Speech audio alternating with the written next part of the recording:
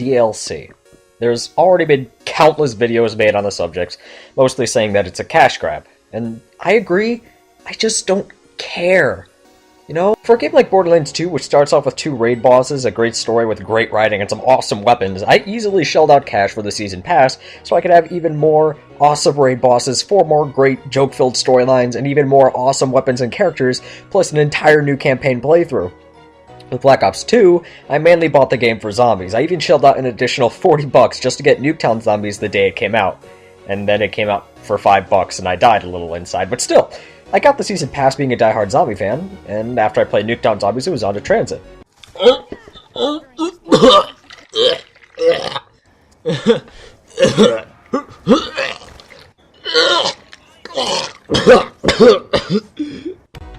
So, buying the DLCs for Black Ops 2 was for a different reason. I wanted something different to play than Transit, and didn't want to go back to Black Ops and World at War's maps because I've been playing them for the past 2 years.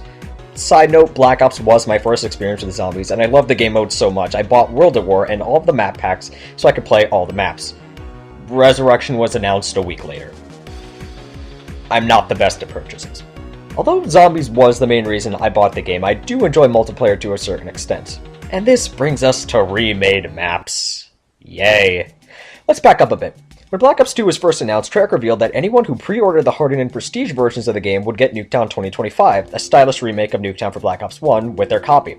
A little while later, the map was released to the general public for free. Another reason I wasted $40.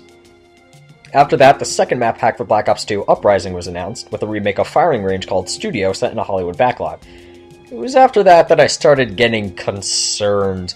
The third map pack, Vengeance, came with a Summit remake, and Apocalypse, the final map pack, is coming with both a Stadium remake and a semi-remake of Courtyard from World at War.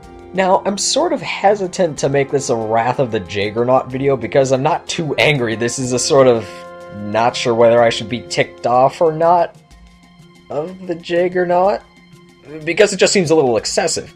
Nuketown 2025, really popular map, given an interesting and fresh coat of paint. Studio, Firing Range is a pretty good map. The dinosaurs and aliens in the dark are pretty cool to look at.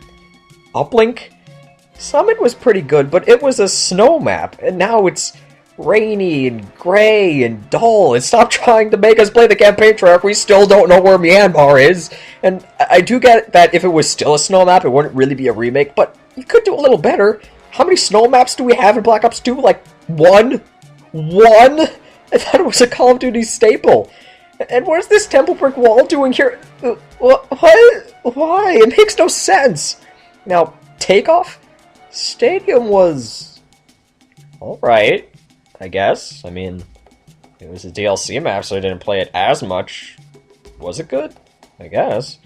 Oh, and look at that, a rocket launch. We haven't seen that 4 times already in Black Ops 1. Only in Black Ops 1's multiplayer, the rocket could kill you, whereas in Takeoff, the rocket is safely to the side, posing no impact to the experience. Dig? I don't have many problems with this on its own. Going all the way back to World at War for the final map pack is fitting along with Origins, and they've said that it's not a remake but almost like a redo with its own sidelines and the like. Like I said, on its own it's fine, but in conjunction with the other 4 remade multiplayer maps, I'm sorry, no! Now, don't get me wrong, I love some good nostalgia. When Infinity Ward released Terminal for free in Modern Warfare 3, it was pretty cool. I played it like twice in a row once they did. Twice. And I remember the remake of Cliffside they did in Black Ops 1 was pretty cool too. See what I'm getting at here? Both of these games only had 1 remake. Black Ops 2 is going on 5. And the other huge problem with this is how they're spread out. With the exception of Revolution, every single map pack has a remake. This seems pretty smart on paper, but in practice, when people go into the map pack playlist, everyone just votes for the remake because they all know the spawns and how to play the map because they played it already. I honestly don't remember any of the other maps from Uprising because I always played Studio.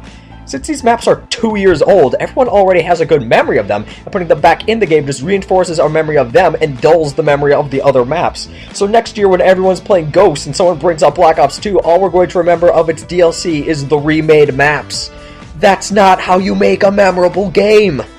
And if Treyarch decides to poll people on this, they're all going to put down the remade maps in Cove, because Cove is pretty cool. But Treyarch will just put more remade maps until half of the maps are remade, and people get pissed off because Call of Duty will really be the same game every year, and then no more Call of Duty, which means no more zombies. And I really like zombies.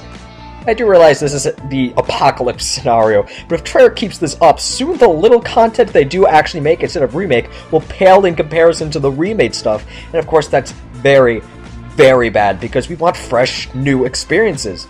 Repetition and doing the same thing over and over is COD's biggest criticism, and by remaking these maps, Treyarch is just feeding the stereotypes of the first-person shooter genre in general.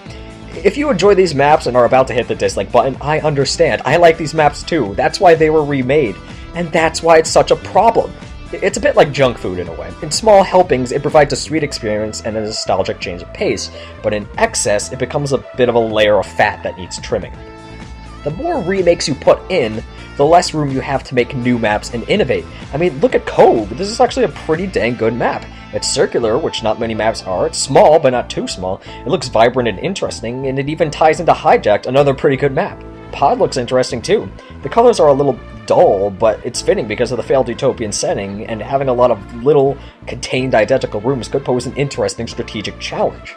So, as I'm assuming there are some people who love the old maps, as like I said before, I only played Studio because everyone voted for it, I'm also assuming there are people who don't like these remade maps at all and want a fresh new experience.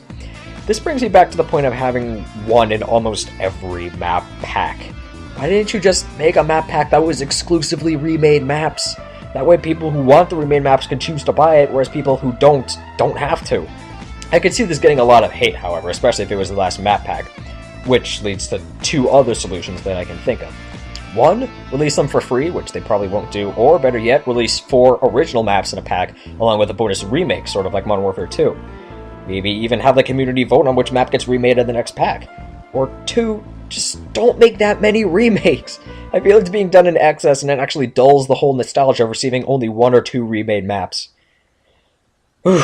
Well, the wrath of the Jagernaut has been calmed. For now. Thanks for watching.